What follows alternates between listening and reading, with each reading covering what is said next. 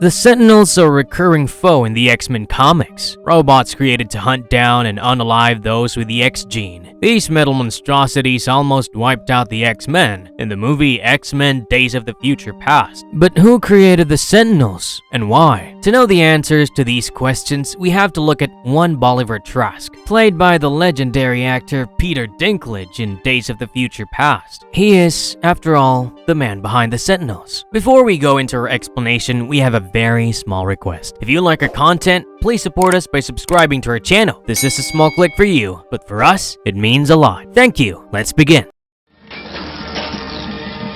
Start packing, Trask. Bolivar Trask versus the X-Men. The history of this feud in X-Men the Animated Series. Trask's fight with the X-Men in this version of the story began when he decided mutant kind was an existential threat to humanity. To combat this threat, Trask, along with his partner, Henry Peter Gyrich, built the Sentinel program. Eventually, this program was shut down, courtesy of the President of the United States. Then the two men fled to Genosha, where they built Master Mold, a Sentinel, something Trask had done in Earth 616 as well. Yet, like Ultron in Avengers Age of Ultron, Mold 2 disagreed with the directive he was supposed to have. He decided that all mutants were humans and began manipulating his creator. Once he told Trask his belief that humans and mutants are the same, the man tried to disarm the Sentinel, and this is when the X-Men intervened to defeat Master Mold. Yet, the Sentinel survived and kidnapped Trask from the jungles in America where he was hiding to use him to create more Sentinels, a plan that also was foiled. At the end of all this, Trask was assumed to have ended his enmity with mutants, yet nothing was known for certain about this character, voiced by Brett Hasley. All that changed in 2024, Bolivar, now voiced by Gavin Hammond, is in the much anticipated sequel to the iconic X-Men animated series, aka X-Men 97. Here, he lures the X-Men into a trap. In the ensuing battle, he sneers that the X-Men use their powers to protect humanity, which to Bolivar serves as a reminder that humanity itself is obsolete. Of course, the villain is defeated by Cyclops and his X-Men, but with Jean Grey fearing something terrible is to come, and Master Mold's uncanny ability to survive in the comics, the question arises, will bars be enough to hold back Bolivar Trask's crusade against mutants? While Senator Kelly in X-Men the Animated Series started the episode The Final Decision, where the Senator was kidnapped viewing mutants as a threat, but changed the tune towards the end, after the X-Men saved his life, and even released a statement on the same. Trask seems to be hell-bent on his hate. Fun fact, X-Men the Animated Series was Trask's first TV appearance. Will X-Men 97 do what TV appearances have always done to Trask and keep him bigoted, or will it return the character to his complex and nuanced comic roots? Or will we get a new and delicious take? That remains unseen. I, for one, can't wait to see more of Trask. Maybe he will go toe-to-toe with the master of magnetism. After all, some fans are theorizing that the latest animated show is based on the Genosha storyline in the comics. But why does Bolivar hate mutants so? Is it just a misunderstanding of science or something more? Let's look at it in more detail at his various origin stories. Backstory of Bolivar Trask, a villain origin story, Earth 616. Bolivar Trask was born human, but he had two mutant children. While he could hide and control his son's mutation with a neckpiece he crafted, his daughter ended up traveling in time. Her return from the future with the intent to kill him, to stop him from destroying the mutant kind, worked like a paradox. In trying to prevent the Sentinel program, she gave Trask more reasons to create it in the first place. Couple this with his paranoia about superpowered beings, and we have the perfect villain origin story. A man who thinks he is doing the world a favor and saving it from something horrid, when in reality, he is the problem. Add to this, Trask was part of the Control, a group created to hopefully battle threats before they could occur by studying scientific progression. Yes, I know, we can hear Captain America too, right? The man who tries to end a war before it begins. Trask was among the ones who discovered Blue Marvel, and while he did not think that Blue Marvel was a threat, he did ask the group to keep their eyes peeled for the future threats the birth of the mutants might present. From the start, Trask aimed to protect the world, but like Ultron said of the Avengers, Trask wanted to preserve the status quo, instead of understanding that progress means making space for new. He couldn't understand that did not mean the extinction of the old, but a coexistence, the likes of which Xavier proposes in the latest X-Men 97. Knowing what we do know now about Bolivar Trask, one must wonder, what really happened to the man? He disappeared from the comics after his last confrontation confrontation with Master Mold, where he was saved by Morph after. Fate of Bolivar Trask in the comic universe, Earth 616. While how Trask ends up after his final fight with Master Mold remains unknown, there are many times we see chapters close for Bolivar Trask. Yet every time something ends, a new beginning appears for this scientist turned villain. Let's take a look at some projects that Bolivar Trask was a part of. Project Chimera. Remember Weapon X? Project Chimera worked on similar lines. They took mutants and brainwashed them to become weapons. Trask joined via lending the early prototypes of Sentinels for the cause, despite being grossed out by their ideology. Creed and Wolverine cutting down this Chimera was a blessing for Bolivar and a death knell for many mutants, as in the aftermath of Project Chimera shutting down, the Sentinel program was approved. Project Wide Awake. The Sentinel program was titled Project Wide Awake, and this was what led to Master Mold. Despite his distaste for mutants, Project Wide Awake showed that Trask was not opposed to using his son's abilities to gauge mutant activities in the future. Sure, this notified Trask of the assassination attempt on Senator Kelly, but it also showed the plot holes in his ideologies and revealed that, well, he was a hypocrite. His bigotry would lead to his son continuing the Sentinels long after Trask was off the map. And another shining example of hate-begated myopia, Trask tried to blame Loki's magic-related threats on mutants. While Project Wide Awake didn't shut down until later, as we have already discussed, there was an attempt to change Trask's ideology. After all, it can be really difficult at times to see where a person's knowledge of science ends and sheer bigotry begins. Perhaps that is why Charles Xavier himself tried to combat Trask's science and his research papers on mutants.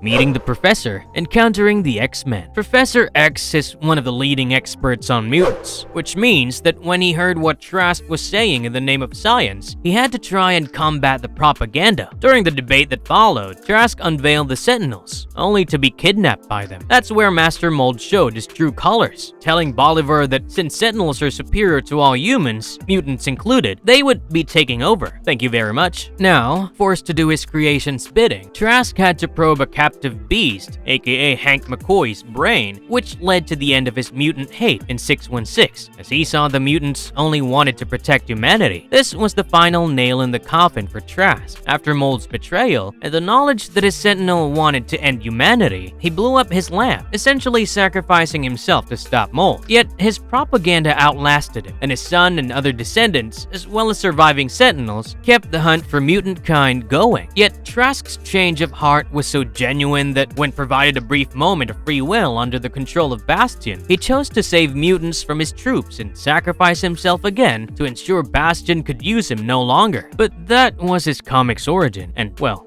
what about in other media? Does Trask follow the same arc? Well, as we just saw in some animated shows, his fate is left undefined. In live action, well, Trask never got the redemption Earth 616 gave him. Let's take a look. Live action appearance of Bolivar Trask, origins and fate. Given that Trask is a character with much space for nuance, one must wonder how the world of adaptations has treated him. While in animated works, he's rather one-dimensional. Many have appreciated how the character is written in his only live-action appearance.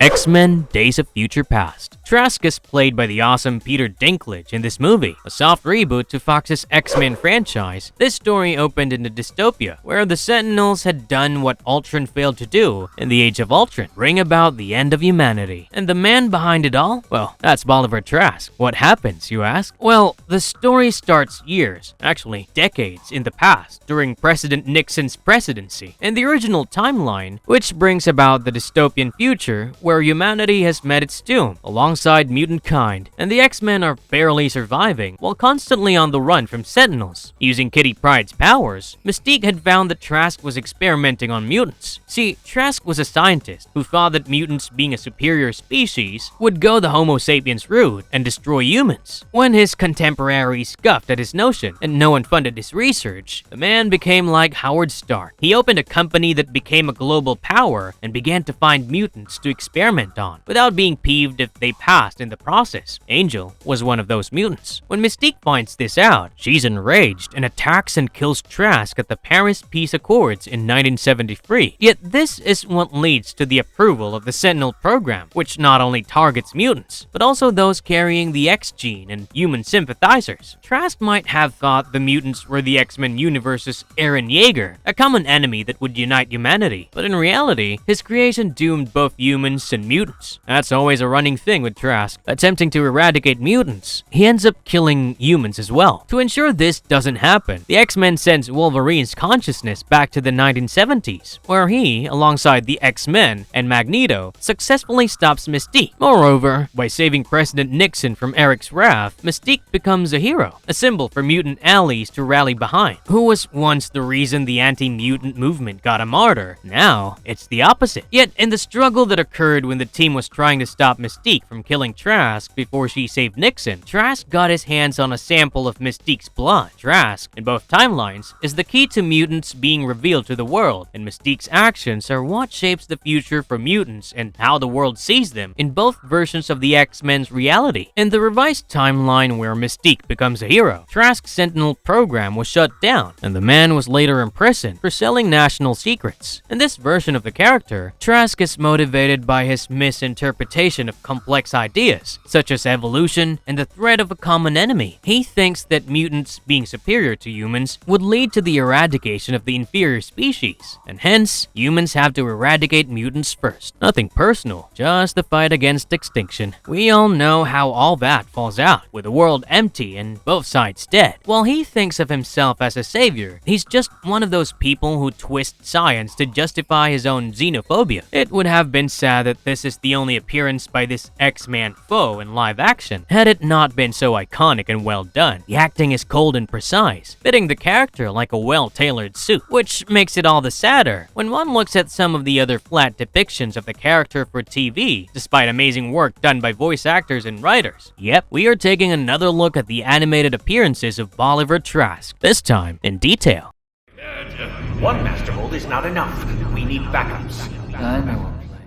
Other marvelous media appearance. While Trask has appeared in several comics such as House of M, with X-Men 97 premiering right now, the Marvel animated properties are the center of fans' attention. As we said near the start of the video, in the many animated appearances that this formidable X-Man foe has had, he's always an antagonist who creates the Sentinels and think mutants are a threat to humanity. In many, he never changes, or his fate is left undefined. Often, as we mentioned, he's rather one-dimensional. Shall we look further at what these shows are and their take on Trask? Alright, let's go.